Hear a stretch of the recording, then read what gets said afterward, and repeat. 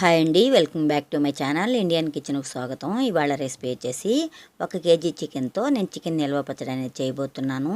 ఇది ఒక్కటి ఉంటే చాలండి, ఇంకే కూర అక్కర్లేదు. చాలా టేస్టీగా ఉంటుంది. మీరు కనుక ఫస్ట్ టైం నా వీడియో చూస్తున్నట్టయితే ప్లీజ్ లైక్ చేయండి, షేర్ చేయండి, సబ్స్క్రైబ్ చేసుకోండి, బెల్ ఐకాన్ ప్రెస్ చేయండి. 1 కేజీ చికెన్ తీసుకుని శుభ్రంగా కడిగి ఇలా చిన్న చిన్న ముక్కలుగా కట్ చేసి పెట్టుకోవాలి. బోన్లెస్ అయినా తీసుకోవచ్చు, లేదా విత్ బోన్ అయినా తీసుకోవచ్చండి.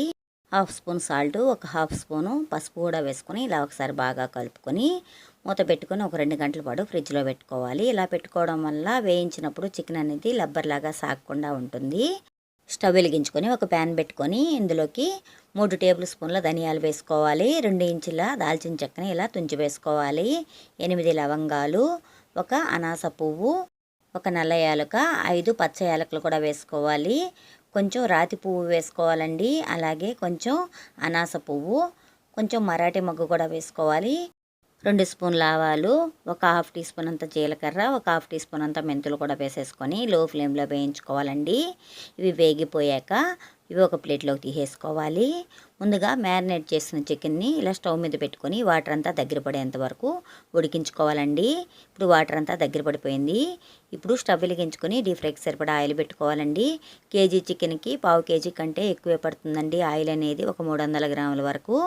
ఇప్పుడు చికెన్ వేసేసుకొని ఇలా హై ఫ్లేమ్లో వేయించుకోవాలి. గోల్డెన్ బ్రౌన్ కలర్ వచ్చేంత వరకు వేయించుకోవాలండి. ఈ మెజర్మెంట్స్తో చికెన్ పచ్చడి అనేది పెట్టుకోండి, చాలా టేస్టీగా ఉంటుంది. చూడండి, ఇది తీసేసుకుంటున్నాను. ఇది రెండో వాయి అండి, నేను 2 సార్లుగా వేసి వేయించుకుంటున్నాను.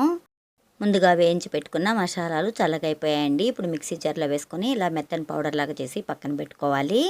చూడండి, ఇవి కూడా వేగిపోయాయి. ముందుగా వేయించుకున్న చికెన్ కూడా వేసేసుకొని ఒక 3 టేబుల్ స్పూన్ల అల్లం వెల్లుల్లి పేస్ట్ వేసుకోవాలండి. ఫ్రెష్గా రుబ్బుకున్నది వేసుకుంటే టేస్ట్ అనేది చాలా బాగుంటుంది. ఇలా పచ్చివాసన పోయేంత వరకు వేయించుకోవాలండి.